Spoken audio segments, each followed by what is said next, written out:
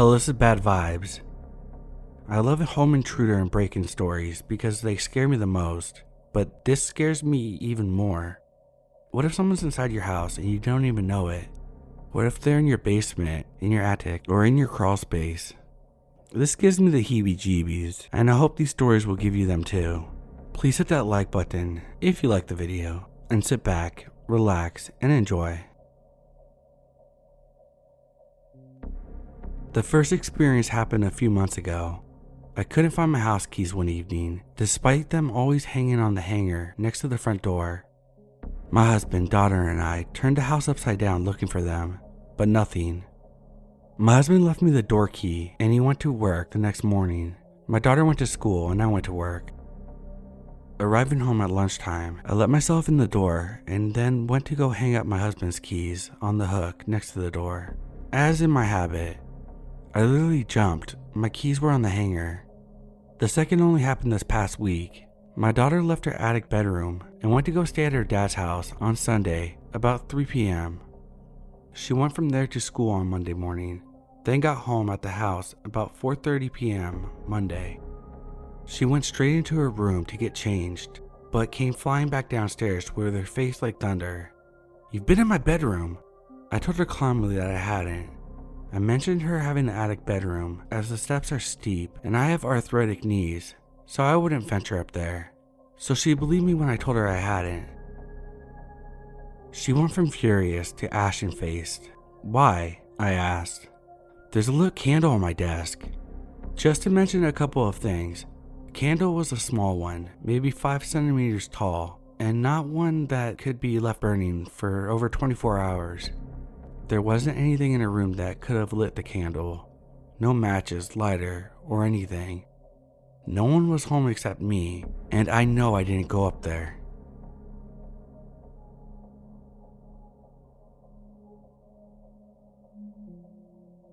Let me share this story about the time my mother and I discovered a homeless man living in our cottage basement. This was in February of this year, 2021. We have a cottage about 45 minutes away from my parents' main home. It's not too far from Huntsville, Ontario, if anyone wants a visual. Thing is, it's completely unfinished. The basement has no proper flooring and has a slight water leak right now, so there's plenty of fans and dehumidifiers running.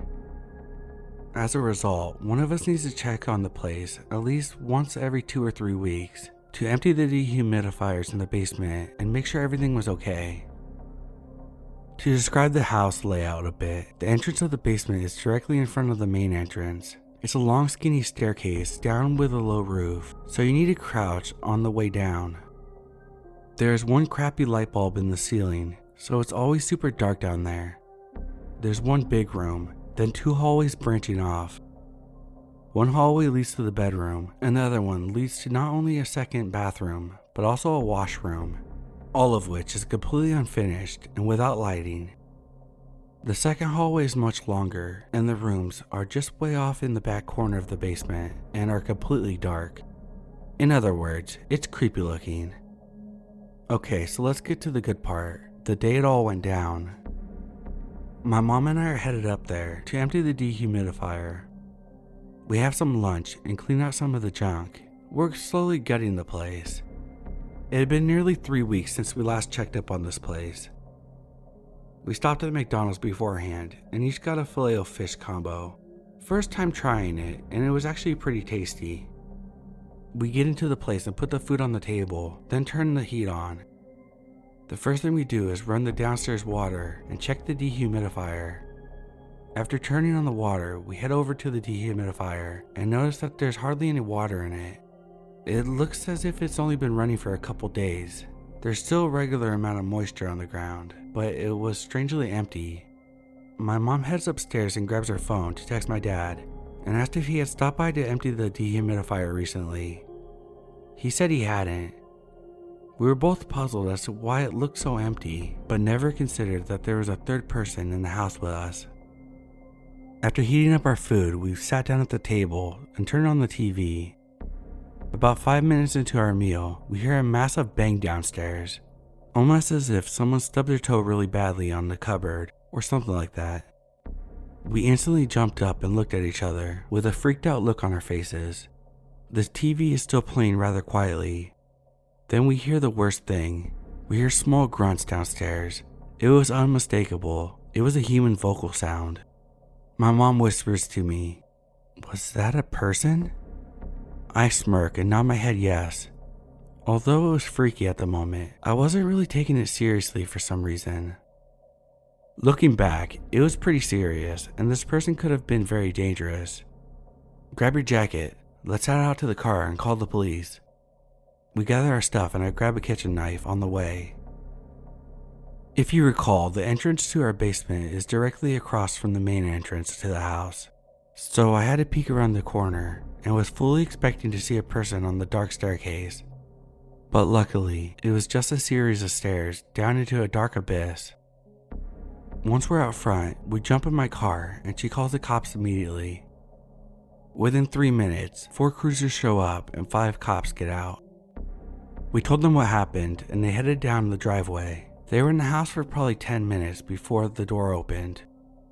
A couple of cops walked out and boom, the third cop brought out a short, chubby guy with long black hair and pop-bottle glasses. They brought him out handcuffed onto the front step. Another cop had a bag that looked like his belongings. We were in our car, which was up the street a bit, facing the other way from the entrance of the cottage, but my mom turned away as he was brought up the driveway. She didn't want to get a good look at him, as the whole situation was pretty unsettling for her.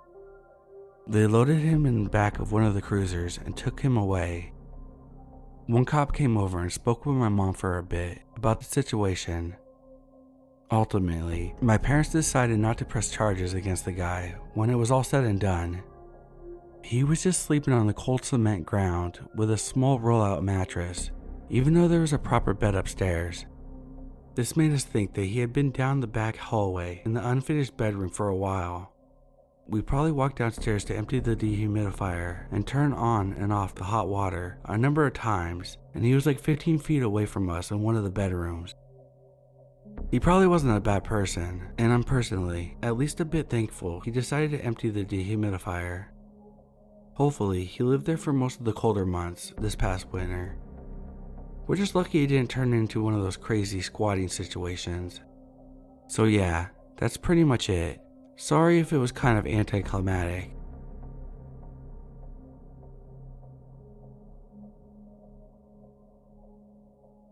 I was 11 at the time, living in a nice suburb area. We had recently moved into this house my parents had built, and it was our first home. It was a really nice neighborhood. The whole family quickly made friends with a lot of the neighbors, especially the ones 3 doors down. They had a daughter my age, I'm male by the way, and a daughter that was 5 years younger, which was the same age as my sister. Our parents got along well, and we began hanging out quite a bit for barbecues or parties at their house or our house. Friendships were formed quickly and seemed to be very strong. After a year or so, I started realizing things weren't what they seemed. I remember seeing police cars at their house a few times in the evenings, and when I asked my parents what was going on, it was always nothing, just checking up on them type of answers. I was no genius, but at 11, that didn't add up. Why didn't the cops check on us? One day I'm at their house playing, hanging out, and the daughter goes across the street to get another mutual friend, which left myself and the father alone in the house. This was really no big deal, as it happened before. But then he approached me and just seemed off. I still don't know what made me feel this way, but I was uncomfortable and started thinking about leaving. After about 5 minutes, he tells me he has something cool to show me. I don't remember what it was, but I think it was something about baseball cards, which I was very fond of. I excitedly started following him. He pulled the attic ladder down and asked me to follow him, which I did without hesitation at first. Something happened and I still can't process what it was. He was ahead of me on the ladder, and when he looked back to help me in the attic, there was something off. Something about his eyes, his face, his grin. It wasn't right. It looked evil. I could still see it clear as day and can't recognize exactly what it was that set off my alarms. whatever it was plenty because I jumped off the ladder and ran out the door. I sprinted all the way home and was choking back my tears when I busted through my front door. My mom was there when I came through and could see I was obviously out of sorts and immediately started calming me down. As I come to my senses, I explained what happened. My mom was concerned with how scared I was, but mostly brushed it off as me being scared, young, and silly. Shit you not, that exact night I was woken up at around 3 a.m. It was my mom sitting on my bed, and as I awoke, she held me like a baby. I remember how she smelled and how tightly she held me. I remember her tears hitting my cheek. I saw out the window to the neighbor's house, surrounded by police and fire trucks. The neighbor dad had killed himself and his daughter in the attic after a standoff with police. There isn't a doubt in my mind, nor my mother's, that it would have been me if I had made it all the way in. I still get chills thinking about it.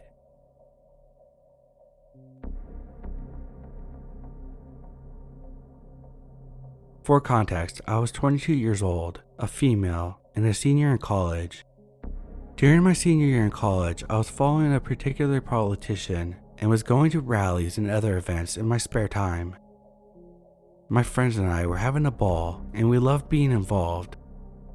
One particular rally I went to was in the city. My friends and I took the train in and enjoyed ourselves. On our way back to our university, I noticed a guy sitting across from us that I had recognized from campus. He was pretty cute, and I remember seeing him around as we must have some mutual friends. I said hi to him, and to my delight, he also recognized me.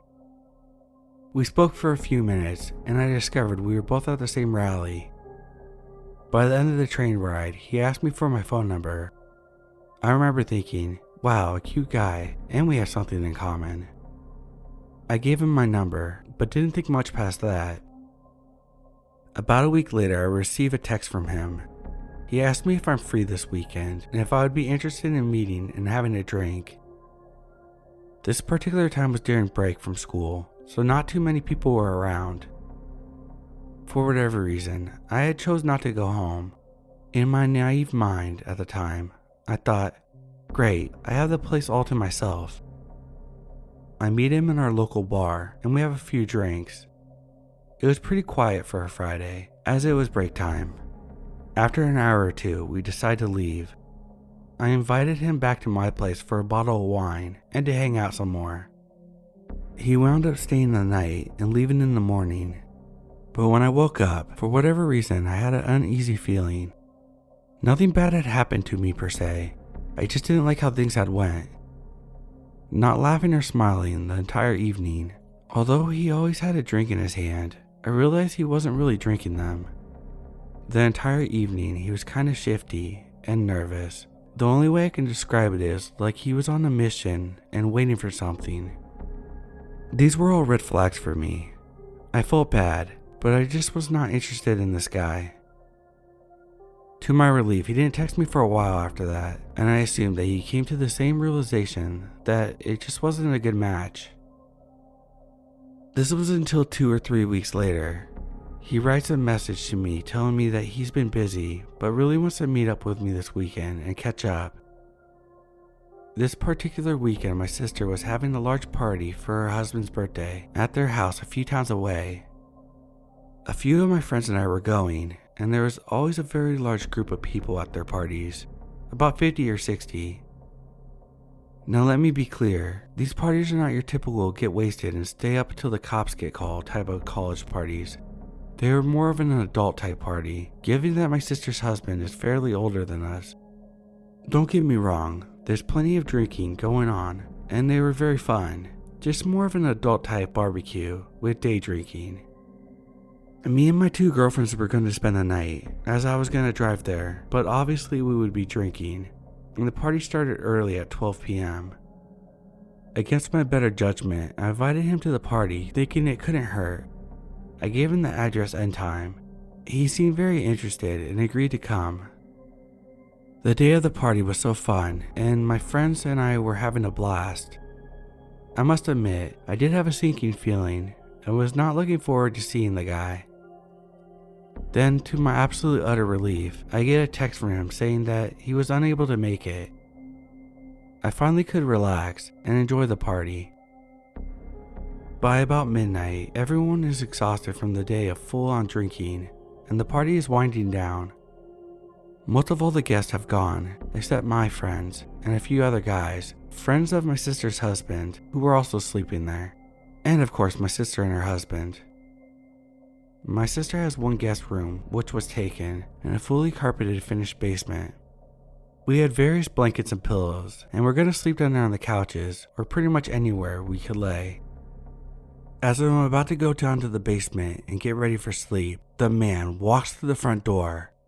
No knocking, no text, no nothing, just confidently walks straight in the house. I don't know why, but my initial reaction was fear. I pretended to be happy to see him and gave him a small hug.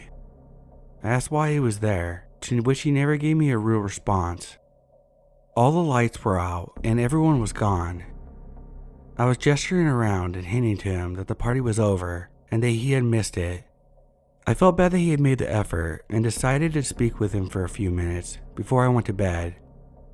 We talked. I told him that I was going to get ready for bed and that I was sorry that he missed the party. He says, "Yeah, that's fine. This dude is just not getting the hint to leave." I leave the room and go to change my clothes and set myself up a bed, brush my teeth, etc. I was just hoping that he would leave, but I didn't hear any movement coming from the other room. When I come back to the living room to check and see if he's actually still there, he is. He is asleep on the couch. I obviously found this strange, but just assumed that it was late and he must have been really tired. He didn't seem out of place as there were various other people sleeping at the house as well. I went to the basement and found myself a place to sleep on the floor. About 30 minutes to an hour later, I'm laying on the floor still awake, thinking about how weird it is that he showed up. It's pitch black and there's a few other people sleeping there, including my friends. I hear someone in the dark slowly coming down the stairs. I see that they're holding a cell phone light to guide them. As the figure reached the bottom of the steps, I see that it's him. Now, he's never been to this house before, and I immediately think it's weird that he would randomly be walking through a house of a person he doesn't know. I pretend to be asleep. As I lay there frozen, I suddenly feel a tap on my shoulder. He doesn't say a word. He's over me and trying to wake me up. I don't move and pretend to be asleep. I lay there in the dark silence and am listening for his footsteps to walk away. I can tell he's holding a light over me. Then, with no warning, the man takes a step back and with his boots on, kicks me full force in the face. I'm not talking about a little tap with his foot to wake me up. No, full force boot kicks me directly in the face. My face goes numb. I don't know what just happened. I can feel the blood running down my nose. I open my eyes and look at him, and all I can remember is saying something like, "Why did you do that?" He stared at me blankly and said nothing, turned around, and walked back up the steps. I lay there paralyzed in fear. My heart was beating a million times a minute. I don't know how long it was until I garnered the courage to get up, but eventually, I army crawled it in the dark over to my friend. Another man near her wakes up as well, and I explain what happened. We're all half drunk, dazed and confused to say the least. I can't stay in the basement. I know he left, but I was so scared. My friend and the other guy offered to take me upstairs so I could sleep in my sister's room. I go into my sister's room and lay next to her bed on the floor. I shut the door behind me, but unfortunately, there was no lock. I don't know how, but eventually I fall asleep. At some point, it's now morning, I wake up to my sister leaning over. She asks, "What happened to your face? And why are you in my room?" Right as I'm about to answer her, my friend who helped me up the night before comes flying into the room. She tells us that the guy is still there and is asleep on the couch. She runs out and I can hear her screaming at him to get up and get out. I hear him arguing back, asking where I am. My friend tells him that I left, and he begins arguing that he knows that my car is still there. I have no idea how he knew which car was mine, as he had never seen it before. He also mentions that I hadn't taken my purse, but eventually he leaves. He wrote me a message a few days later, as if nothing happened, asking me to hang out again. I blocked him and never heard from him again after that. I graduated only 2 months later and thankfully never saw him on campus again. To this day, I have no idea why he kicked me in the face and how he had the balls to stay after that. I have learned my lesson about giving my number out. Creepy basement kicker, let's not meet.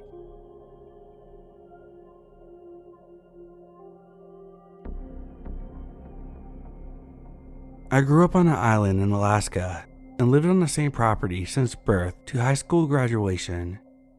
Our house was 2 stories, and the downstairs had a bathroom, furnace room, storage room, entryway, and a rec room.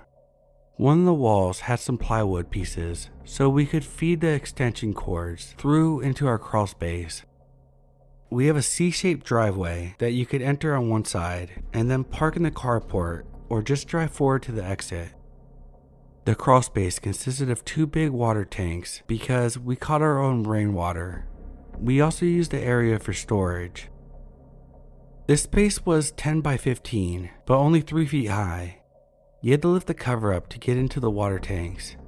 You could only enter the crawlspace from one side of the house.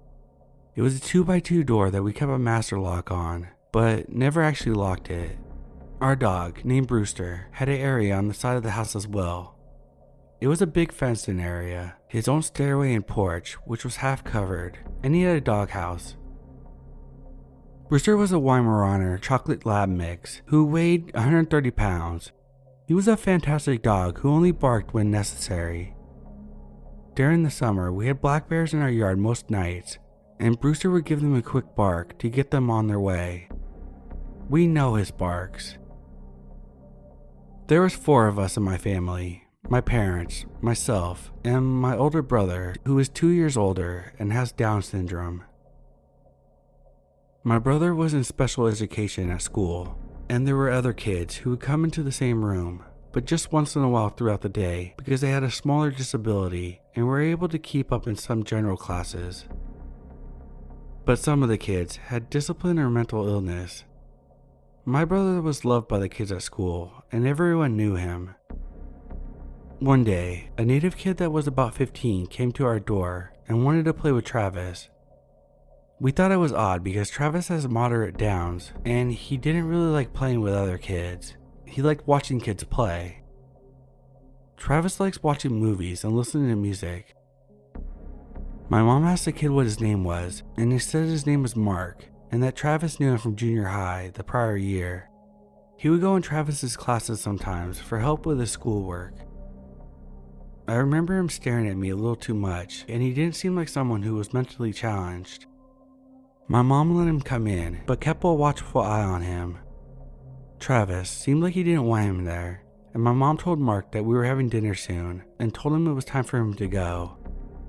My mom found out that he had moved into our area we lived in, but is still a little ways away. He had been in foster care most of his life, as his parents were abusive addicts. I think he came over another time, and my mom felt bad for him, but she felt something was off. She felt like he was coming over because of me. My mom politely told him that Travis didn't really want to have visitors, and he seemed to be okay with that and never came over again. My parents went to a church service on Wednesday evenings and would be gone a couple hours. I would stay home with Travis. At the time, I was 11 and he was 13. I started helping out in the church nursery when I was 9, and when I turned 11, my best friend and I took a babysitting course, which included CPR and first aid. We would babysit together, and at the age of 12, started babysitting on our own. My mom was a homemaker and was always home, except for church service on Wednesday. My parents didn't drink, do drugs, or smoke. I can only remember my parents going out a few times where we needed a babysitter. I would leave the downstairs door unlocked for my parents when they were only going to be gone for a couple hours. I was expecting them home in a half hour and was surprised when I heard the downstairs door open and thought I must have not heard their car pull up. Travis was up past his bedtime, so I quietly got Travis into his bedroom and get him into bed. I start walking through the kitchen to the top stairs and I call out, "Mom? Dad?" I hear the footsteps stop. Looking down the stairs and I can see men's work boots and jeans. This isn't my parents. The way the stairs were set up, you could only see the bottom half of someone without actually descending the stairs. I am scared to death and I run up to Travis, who was going down the hall, and I grabbed him and dragged him into my parents' bedroom because that was the only room that locks, has a phone, and rifles. Down's kids are very stubborn, so my brother just wants to go into his room, but I get him to sit down on the bed. I'm trying to keep him in the room while grabbing a gun and trying to call my neighbor. I can still hear him walking downstairs. My neighbor answers her phone immediately and I whisper that someone is in my house and I'm scared. She told me to come out onto the front porch and that she'll be there. I get the courage and I run to the door to get outside. Thankfully, she's in our driveway and she has her hound dog with her. She lets me know that she's going to enter the house through the downstairs. She disappears from sight but comes back quickly and tells me that the door is locked, so she makes her way up the stairs. She gets to the top of the stairs when we hear the downstairs door open and the crunching of the gravel as the intruder is running off.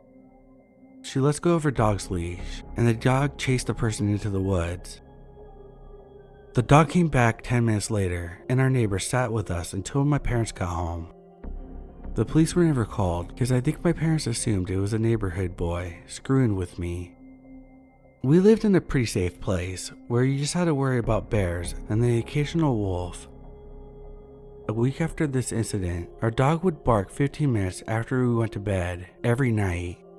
We would look out our window and never saw anything.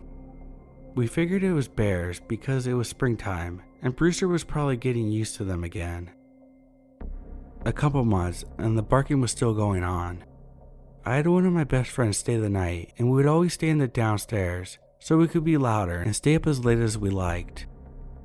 Kay had a brother who was 7 years older and we asked him if he would bring us some booze. I know we were young, but that was a normal thing for our town. Kids started drinking, smoking, having sex in middle school because of the boredom, I think. We got 13 feet of rain this year, so we'd be inside a lot. It was a little after midnight and her brother never showed up. Bruiser never barked that night either. We were sitting on the stairs braiding each other's hair and we both got a feeling like someone was looking at us, and we looked over and a guy was staring into the window. We ran upstairs in a panic. We thought maybe it was her brother, but he wouldn't have came to the window to spy on us and the face seemed too dark to be his. We had the lights on in the downstairs and there were no lights by the window, so it was hard to tell who it was. We didn't want to wake up my parents just in case it was her brother. We waited 30 minutes and went back down to grab our stuff and went to sleep in my bedroom for the night. The next day we talked to her brother and it wasn't him. That night, Brewster was back to the barking again. 2 more months go by and I had gone to bed. I heard Brewster bark and I looked out my window. As usual, didn't see anything. I just dozed back off when I woke up to Brewster barking frantically. I look out my window and I see this guy running out of our driveway. I thought about waking up my parents, but we had a trail on the side of our house that kids used to use. The neighborhood was on the side of a mountain, so all the kids used the trails to go straight through to another road instead of using the main roads. I had never seen someone come out of that part of the driveway because the trail was on the south side of the house along with the crawlspace and Brewster's area. My room was the only one on the north side. I decided to go back to sleep and I was tossing and turning. 15 minutes go by and I smell smoke. I go to the hall and I smell a lot stronger and it starts to get hazy in Travis's room, which was directly across from mine. I scream, "Fire! Fire! Wake up!" My parents are up and Travis doesn't want to get out of bed, but thank God for the strength of adrenaline. We get outside and flames are pouring outside of the crawl space. We get Brewster out of his enclosure and the neighbors all come out to help us. The firemen were there rather quickly. The fire had destroyed the crawl space and my parents' and Travis's bedroom, because they were directly over the crawlspace. The firemen got the fire out thankfully, and no one was physically hurt. This was one of the scariest nights of my life though. I will always remember the fire chief kneeling down to speak to me after he talked to my parents, and he said, "Melinda, we believe it was arson." I looked at him with tears streaming down my face, and I say in anger, "Who is arson?" Everyone started to laugh so hard, and I'm thinking, how is this funny? That damn arson could have killed my family. So he explained what arson was. I'm still friends with the old fire chief's son, and I share this story with him often because his father passed away from cancer when we were teens. His father is the only happy memory I have of that horrific night. The island I grew up in had a city and a village out south. We lived out south, but before the village. We had firemen from out south, north, and the city. We had state troopers for the island and city cops in the city limits. My mom took my brother and I to a family friend's house, and my dad dealt with the fire officials, and the state troopers showed up later. After the investigation, my family, neighbors, and firemen pieced together that a person had been living in our crawlspace for at least 4 months. We know he purposely set the house on fire. He used a box of matches. My mom said the first odd thing she noticed that night was the smell of sulfur. We also know who did it. It was Mark. His uncle was the first fireman who showed up to our house and saw him standing near our driveway watching. My mom had told him my description of what the person was wearing that I saw fleeing out of our house, and it was what Mark was wearing. Behind our house near the crawlspace area, my dad found where he hung out when he wasn't in the crawlspace. There were a bunch of cigarette butts, cans of soda, which were also found in the crawlspace. But because our crawlspace door wasn't locked, our insurance company wouldn't have to pay for the repairs. Because of our water tanks, the space was supposed to be locked, so my parents never said anything to the police, and the firemen never said anything. By pursuing this, we could not have had a home, a house my father had built. It took 4 months for our house to be repaired, and it smelled like an ozone, even years later. What bothers me the most is knowing that he had seen me and my friends undress numerous times while changing in our rec room during tons of sleepovers. We had set up shop right next to the plywood with holes drilled through. He had listened to all our secrets. I never explained to my friends that he had seen us and heard us during sleepovers because I didn't want them to feel sick to their stomachs like I did, and still do. I still have issues when it comes to being home alone. I can't sleep if I'm the only adult in the house. I keep the volume on everything very low. I am scared to shower. I like to be able to see the front door, and I have night terrors to this day, and I am 34 now. I've been dealing with anxiety since the fire and panic attacks since I was 18. Just recently, I was diagnosed with PTSD. When the intruder was in his 20s, he was caught burning down a few houses and put in jail. All of my childhood toys were stored in that crawlspace, along with a lot of our family's sentimental possessions. Edit. I hope I answered some of your questions you guys had. I sat down and spoke with my parents, and they reminded me of things I've forgotten or didn't know of. I thought that our house fire was pictured on the front page of the newspaper, but my parents don't recall that. My father has Parkinson's disease, and his dementia has gotten a lot worse this past year. I was only 11 when this happened, and I think there are more things that happened, but that I have blocked out. It's like I have this memory, but it's so far away that I can't see it clear enough. I'm learning that with PTSD, you block things out to protect yourself.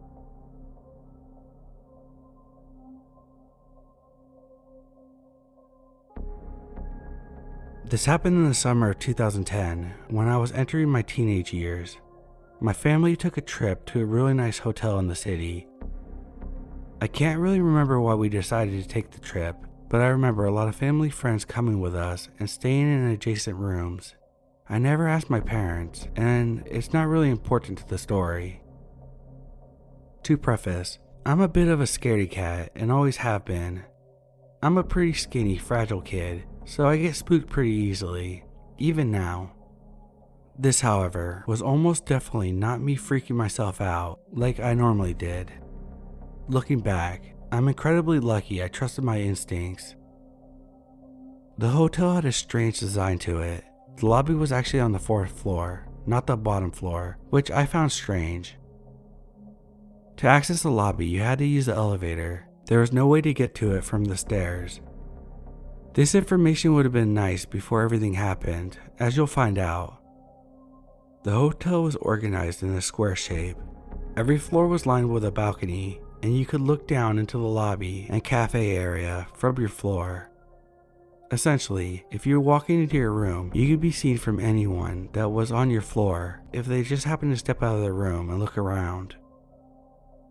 I always was afraid to fall over the balcony and sail 8 stories down to my death, but they were high enough to a point where I wasn't too concerned for my safety. The first day or two was nice. My friend and I hung out and played cards all day or watched whatever was on the TV. At night, we would explore the halls of the hotel and tell each other ghost stories. It was a really fun time, even though I didn't fully understand why we were there. On the 3rd day though, things got strange fast. I woke up to the sound of screaming coming from outside of my door. Now, because of this hotel's design I mentioned, the sounds from the lobby would echo all the way up to the top of the building. So when I walked outside to investigate, I immediately looked over the balcony to see what the commotion was about. I saw a girl laying on the ground, eggs and milk splattered everywhere around her. People were rushing to help her, and I heard a couple people telling each other to call 911. It seemed like the girl was unconscious. Maybe she had passed out or something. I scanned the lobby and saw that my family and a couple of our friends were at the lobby getting breakfast, all staring at the event in front of them. I decided to rush down there to meet them to find out what happened. The elevator was on the opposite side of the floor, so I took the stairwell located right next to the room. We were on the 7th or 8th floor, so I only had to take about 4 flights down. Not a big deal. I descended for a little while, looking for the number 4 on the wall or for the letter L. I passed floor 5, ready to find the door to the lobby. I took 2 more flights of steps before realizing that there hadn't been a door on the 4th floor, nor had there been a door to the 3rd or 2nd. Now at this point, I probably should have just turned back, but I continued down because I was tired and didn't want to climb back up. There are some weird side hallways that went into pitch black areas with a bunch of piping and wiring, and though I was curious to explore, I passed them by. I quickly hit the bottom floor, a dimly lit and cold room with cinder block walls and concrete floors. In front of me was a set of double doors. I hesitated at first, but assumed that it was just another way back to the lobby, so I opened them and entered. Behind the doors was a massive warehouse-type room, probably the size of a smaller basketball arena. The only light coming in was from a stairwell behind me, so I really wasn't able to see much. The stairs were stacked and covered with plastic wrap. Tables lined the wall, and in the distance I could see some boxes stacked and aligned against the wall as well. It was probably the storage room for the hotel.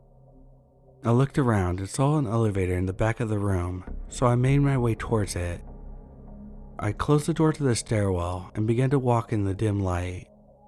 The room was super muggy and dusty, and it seemed like no one had been down there in a long time. As I got closer to the elevator, I noticed it was a little bit bigger than the elevators in the lobby and other floors. I pressed the up button, but got no response. There's a card swiper next to the button.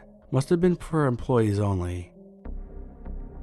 I turned back towards the stairwell doors, making my way past the chairs and tables along the wall. When I got to the door, I gave it a tug. Locked, of course. This is when things started to hit me, and I realized that I was stuck in a dark, dusty basement of a hotel. I didn't have a phone because my parents wouldn't let me get one until I graduated middle school, so I couldn't call anyone. Everyone likely assumed I was still asleep in the room, so I began to freak out, believing that no one was going to be looking for me. I searched around the warehouse, looking for other ways out. Some of the areas of this place were better lit than others, so I looked around the areas I could see in first before starting on the darker side of the room. There was one other set of doors that I found, but it happened to be locked as well. I began to cry, scared that no one would ever find me in the basement. I swear it felt like hours, but I think only a handful of minutes had passed before I heard the door creak open. It wasn't the main door from the stairwell, rather the second door that I had found. A slim, middle-aged man in a lab coat came out of the doors. Now, if this was 21-year-old me seeing this man, I would have been very confused as to why this guy was wearing a lab coat in a hotel. I was only 12 or 13 at the time, so I was immediately relieved at the sight of an adult who looked smart. I approached him, tears in my eyes, and he immediately looked surprised to see me, as you would expect. "What are you doing down here?"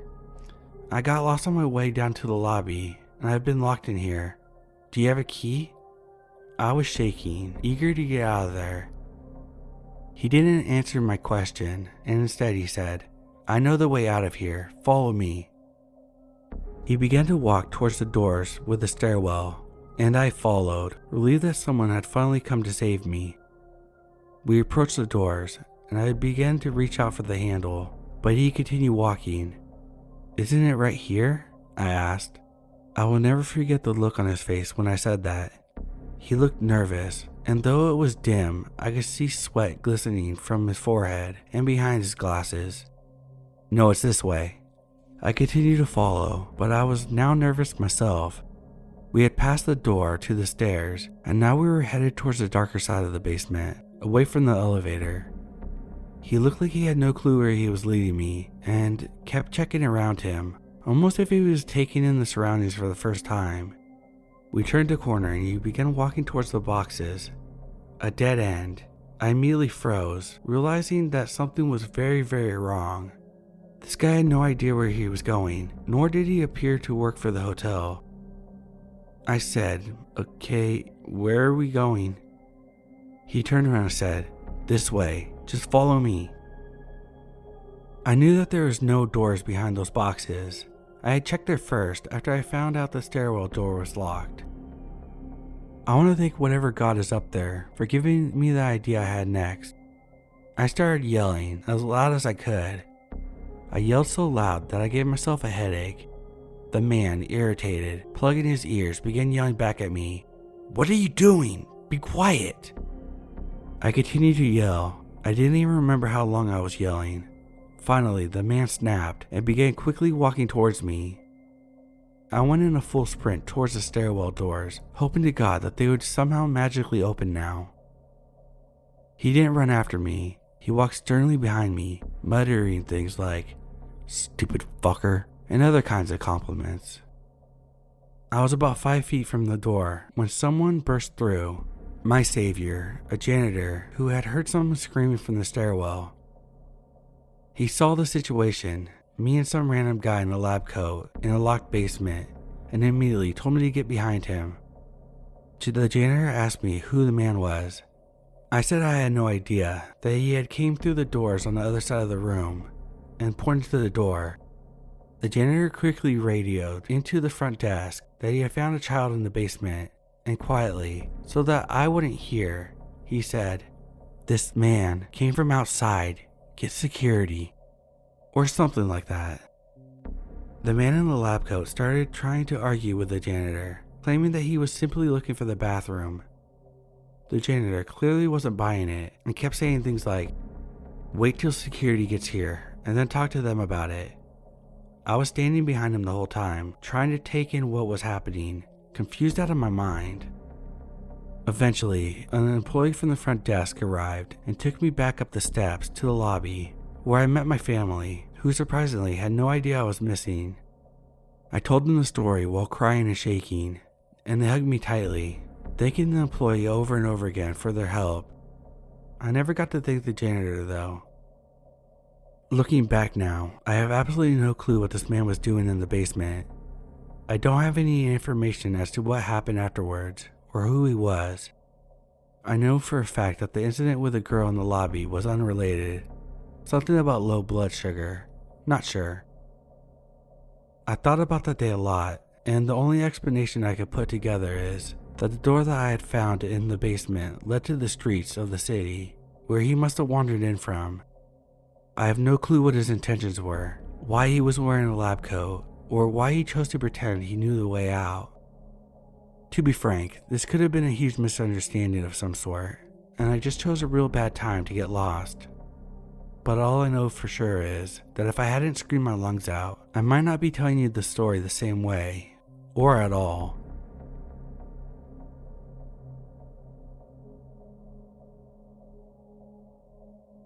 When I was 15, I had a room in the attic of our house. We weren't really well off after my dad left, and my mom was an alcoholic who was never really home, so I'm basically alone in my house on the top floor. The windows were skylight type that squeaked when open.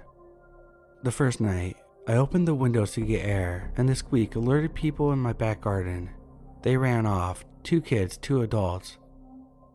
I thought nothing of it until it happened 2 nights in a row around 11 p.m. The last night, I left my window open and spent the whole night peeking out the gap. I see a family entering the shed. I shouted at them and they ran.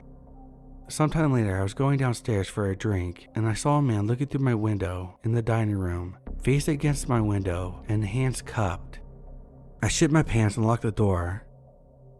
Later, I was camped by my window in my room. Again, I saw him enter my pantry. I crept downstairs and unscrewed one of the legs on my table, crept out to the pantry and screamed like a banshee, chased him off. Poor guy was asleep in front of the tumbler. Stole food for however long he was there for. Probably homeless. Let's not meet, dude. Hopefully you got yourself sorted though.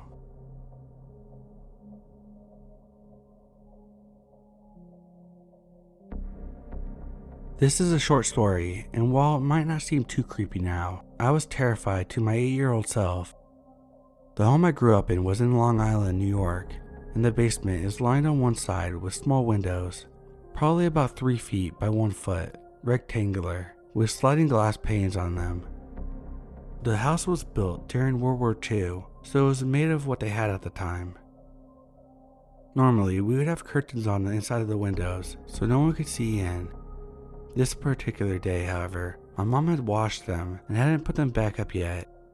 Anyway, I was sitting playing Mario 3 on my NES when I got a distinct feeling I was being watched or someone was there. I look over my shoulder to the window and I see an outline of someone's face. Once they noticed me looking at them, they knock on the window really loudly, vigorously waved at me, and then bowled off, hopping over the neighbor's fence into the adjacent yard. Needless to say, I left my NES on and noped my way out as fast as possible. The next day, my NES was moved upstairs to the family room, and I still make sure the curtains are on if I'm ever down in the basement.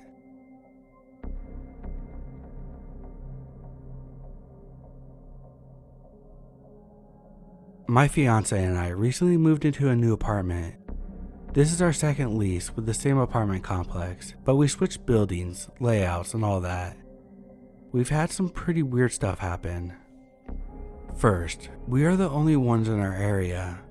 We have the top floor, corner apartment, and only share the landing set of stairs with one apartment, the apartment across from our front door, which is currently empty. Thus, the only structure we shared with anyone is our floor or ceiling. Almost on a nightly basis, my fiance would hear sounds that almost sounded like an electrical current. I've never quite heard anything like it before. It's not static, it's a constant sound.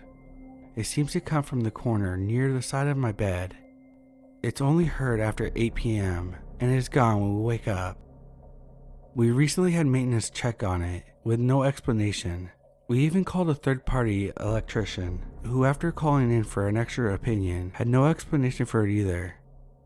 The only thing I have plugged in is a new, fully functional lamp, which, as far as I could tell, is not associated with the sound. It's been 3 months and we hear it almost every night. It keeps me up sometimes, it's so loud. That was the first thing. Now, for the past week or so, I've been hearing shuffling footsteps things falling directly above my bedroom, literally as if there are people up there. It's distinct and unmistakable.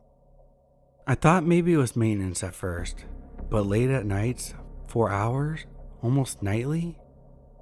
Last night I stayed up later than my fiance when the sound started, huge thumps and footsteps all over the place. I couldn't keep it to myself anymore. This morning I broached the subject with my fiance. Hey, you're probably gonna think I'm crazy, but last night did you hear? My fiance cuts in. The banging around? Yeah, it was above us. I wasn't actually asleep, I was listening. So now we don't know what to do. We don't even know anyone else in our building, so we don't know why anyone would prank us or something. Even then, how could they get in the attic of our building?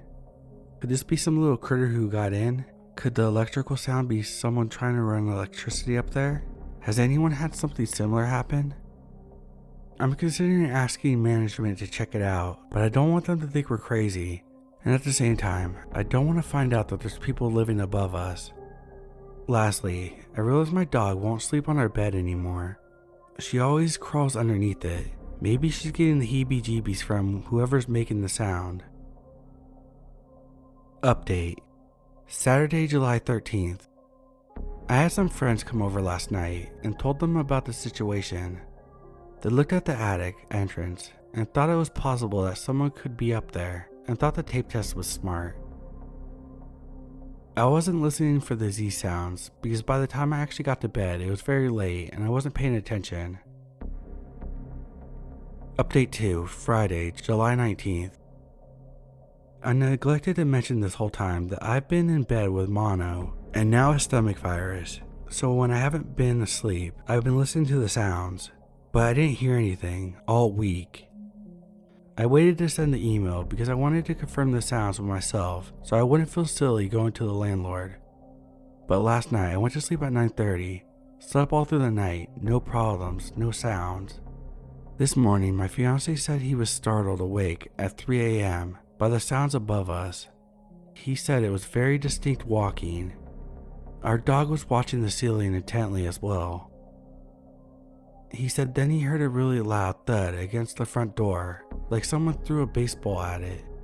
So I sent the email to my landlord, and she called right away as I'm typing this, and told me there's no reason for anyone to be up there, but sometimes squirrels will get into the building, so she'll send someone.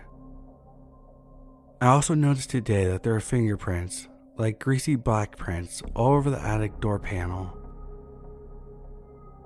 Landlord called during the above bit, asked me to elaborate about the sounds my fiance and I heard, but he was at work, so I didn't have much for her. She called a few minutes after I sent the email, which is interesting, because usually it takes them days to get back to you. Update 4, Monday, July 22nd. While I'm in class, 2 maintenance workers come to investigate the attic.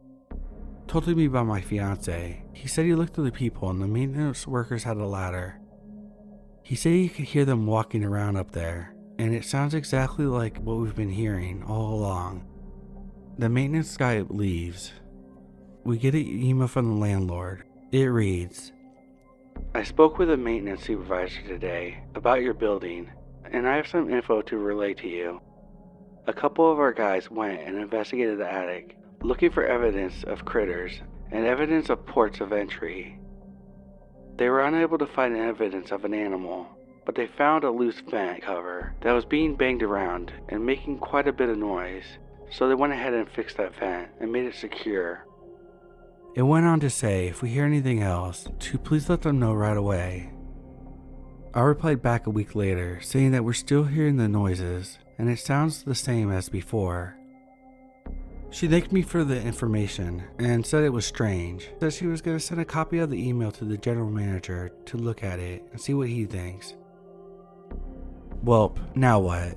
So maybe if it was a little critter, its home was disturbed by maintenance and it left. The vent excuse doesn't cut it for me because it doesn't explain the shift in movement, as if someone was moving around the area. A loose vent might explain the banging sounds, but not what we've experienced, as far as I'm concerned. If it starts up again, I'm going to do the tape experiment. Last update, Tuesday, July 30th. I emailed my landlord back about some non-related repairs, but based on the vagueness of the vent situation, I'm going to email her again to ask her to elaborate on where the vent was, how big it is, etc.